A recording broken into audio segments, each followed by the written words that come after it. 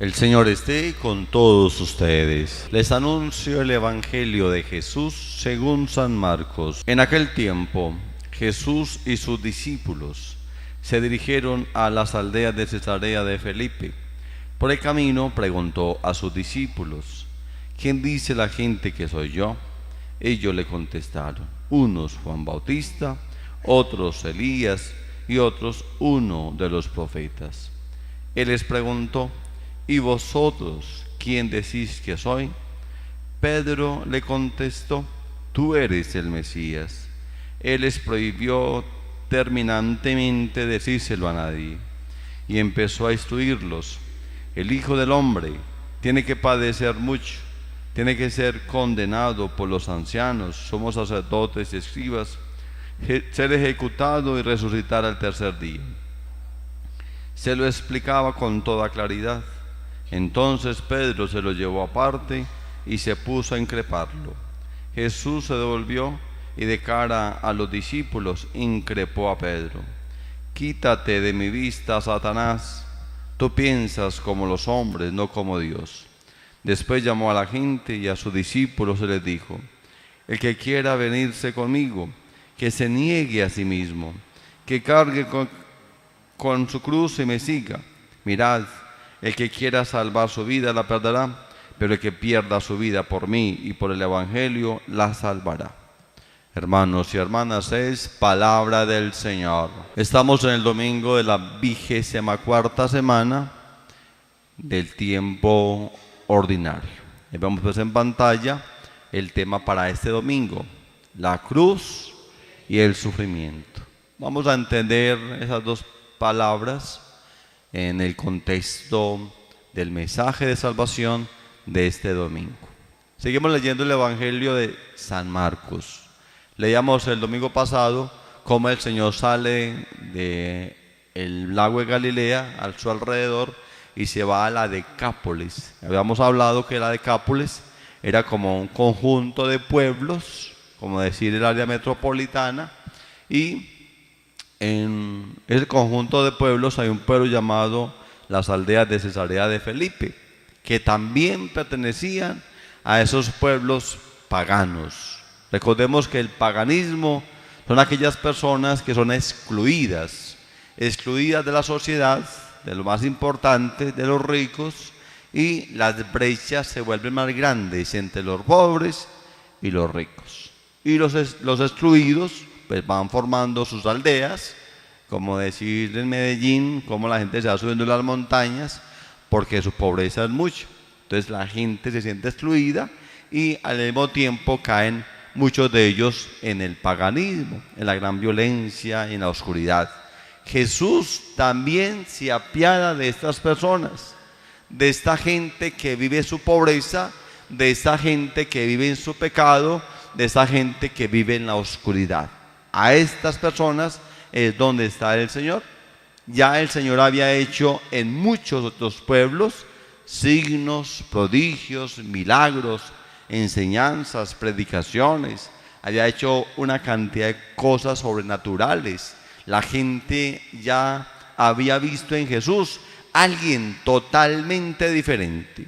Esa diferencia marcó mucho a la gente de la época del Señor Jesús. Pero Jesús quería saber: ¿qué dice la gente? ¿Quién soy yo?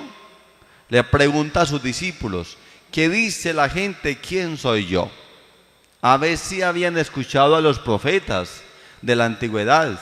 Recordemos que los profetas habían anunciado a Jesús de Nazaret, cómo iba a vivir, cómo iba a ser su educación, cómo se llamaban sus papás, en qué región iba a vivir, cómo iba a ser su sufrimiento, cómo iba a ser su cruz, cómo iba a ser su muerte y cómo iba a ser su resurrección.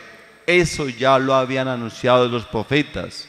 A ver si ellos habían entendido por boca de los profetas que en Jesús de Nazaret se cumplían todas las profecías y todo el Antiguo Testamento. ¿Qué dice la gente que es el Hijo del Hombre? ¿Qué dice la gente? ¿Quién soy yo?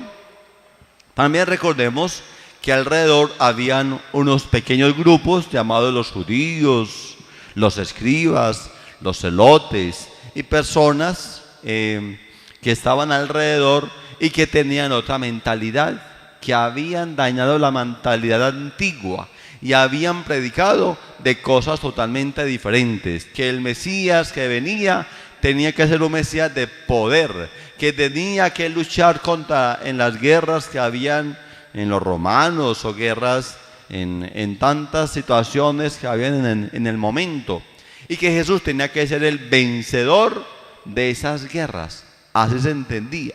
Y que ganando las guerras podía repartir ¿qué? Tierras, posesiones, podía repartir dinero. Todo era mecanizado dentro de un mundo capitalista.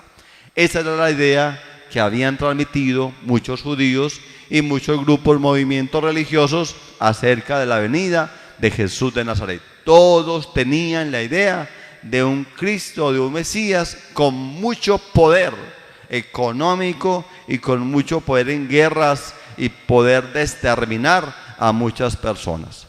Por eso Jesús dice: ¿quién dice la gente que soy yo? Ellos le contestaron: unos dicen que eres Juan el Bautista, otros Elías y otros uno de los profetas. Claro, llegó alguien totalmente diferente, otro parecido, una persona más que tiene poderes milagrosos, o una persona más que le ayuda al pueblo, pero no entendían que había llegado el Mesías. ¿Por qué no entendían que había llegado el Mesías? Porque no era un hombre de mucho poder económico, era un hombre pobre, sencillo, pero que hacía milagros. Lo comparaban con otras personas que había llegado en esa época, que también hacían lo mismo, pero estaban lejos de creer que ese hombre era el Hijo de Dios y el Mesías. Bueno, entonces quedó como pregunta, y la pregunta ahora es para los discípulos: ¿y ustedes quién dice que soy yo? Esta es la pregunta de nosotros. Hay una pregunta que es racional y otra pregunta que es sentimental. ¿Quién dice ustedes quién soy yo? Recordemos que Pedro es la voz de la comunidad. Pedro es la voz de la iglesia. De ahí que Jesús después va a decir: tú eres Pedro, y sobre esta piedra edificaré mi iglesia. Pedro es ¿qué? Él es el portavoz de todos nosotros. Cada vez que Jesús iba a hacer algo extraño, extraordinario, o iba a hacer un milagro, siempre se llevaba a 3 de sus discípulos. ¿A quién? Pedro, Santiago y Juan. Esos discípulos presenciaban en directo las obras y milagros del Señor. Ellos entendían que en Jesús había algo extraordinario. Y preguntarle a los discípulos: ¿quién soy yo? Pedro responde diciendo: tú eres el Mesías. Tú sí eres el Mesías. Mire que Dios nos ha mandado una persona grande, diría Pedro, una persona grande, esperada por los profetas. Tú eres el Mesías. Pero luego lo que hace el Señor es instruir a esos discípulos. ¿Qué quiere Dios con el Mesías? ¿Qué se espera del Mesías?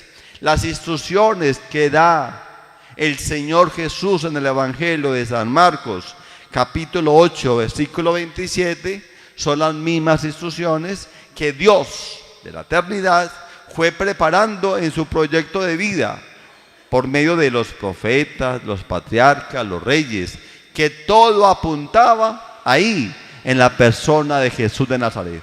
Lo que Jesús le dice en este momento a sus apóstoles es lo que ellos tienen que entender desde el principio de la creación. El Hijo del Hombre tiene que padecer mucho, tiene que ser condenado por los ancianos, somos sacerdotes y escribas, ser ejecutado y resucitar a los 3 días. Eso no lo sabían ellos. Quizás estaban fuera de alcance, porque también estaban contaminados de la idea que los judíos y muchos escribas habían pronunciado en el pueblo. Ese no es el Hijo de Dios o el Mesías esperado, no lo es.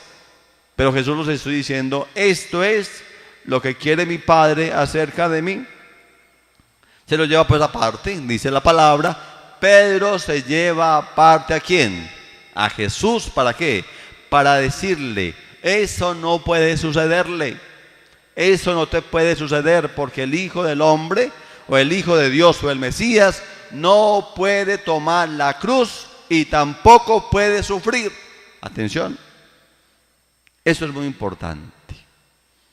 Pedro se deja atrapar por una filosofía demoníaca, que es la filosofía del demonio. Recordemos cómo el demonio atrapa a Jesús en las tentaciones y quiere quitarle a Jesús el sufrimiento. Jesús no puede sufrir, no puede ser un testimonio ni de cruz ni sufrimiento, porque si Jesús permite que el sufrimiento haga parte de una gran espiritualidad, pues el demonio iba a perder muchas almas. ¿Qué quiere el demonio en el sufrimiento? Quiere que la gente se desespere en el sufrimiento, pierda su paciencia, se descontrole, y cuando alguien está descontrolado en el sufrimiento, pues se suicida. Y el demonio ha ganado ¿qué? Esa alma, que es la ya ¿para dónde? Para el infierno, porque el suicidio es un pecado mortal.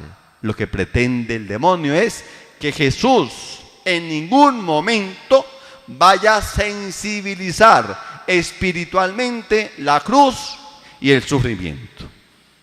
Luego Jesús toma a Pedro y lo increpa diciéndole, apártate de mí, ¿qué? Satanás, porque tus pensamientos son humanos y no son los pensamientos de Dios. El pensamiento de Dios es diferente al pensamiento de nosotros. Las cosas suceden porque Dios las quiere. Por eso nuestros caminos no son los caminos de Dios. Ahí está lo que Jesús quiere explicarle a sus discípulos. El pensamiento de Dios es diferente. No nos dejemos llevar por la fuerza del mal. De ahí que Jesús ha colocado en los 5 artículos del Padre Nuestro una petición que dice, no nos dejes caer en tentación. Y la tentación máxima es entregarle al mundo el sufrimiento, entregarle al mundo mi cruz, entregarle al mal mi cruz y mi sufrimiento. Y lo que nos pide el Señor es que nosotros debemos de sensibilizar, espiritualizar, ¿qué? El sufrimiento y la cruz. Señor, estoy sufriendo, estoy padeciendo, hoy quiero entregarte mi cruz. Tan difícil la vida, llevo problemas, dificultades, te las entrego a ti en el altar, Señor. La Eucaristía es el momento más indicado para entregarle al Señor nuestros sufrimientos. Hay que hacer del sufrimiento una gran espiritualidad. Cuando la gente padece y sufre y no cree en Dios, el sufrimiento acaba como en la psicosis. La psicosis es la pérdida del contacto con la realidad. No me importa la vida, no quiero más sobrevivir. ¿Y qué pasa? Llega el suicidio. Y el demonio gana esa alma y se va para el infierno. Así como Dios quiere almas para salvarlas, el demonio quiere almas para condenarlas. ¿Usted quiere condenarse o quiere salvarse?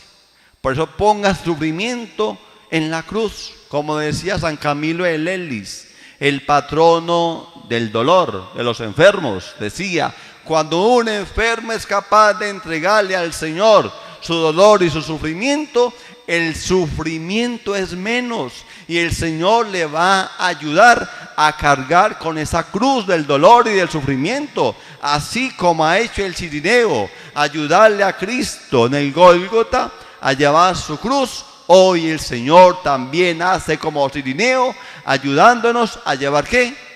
Nuestro sufrimiento, nuestros padecimientos. Pero si nosotros no colocamos el sufrimiento, el dolor y la cruz que llevamos en nuestra vida en las manos del Señor, nos desesperamos, nos angustiamos y cometemos muchos errores.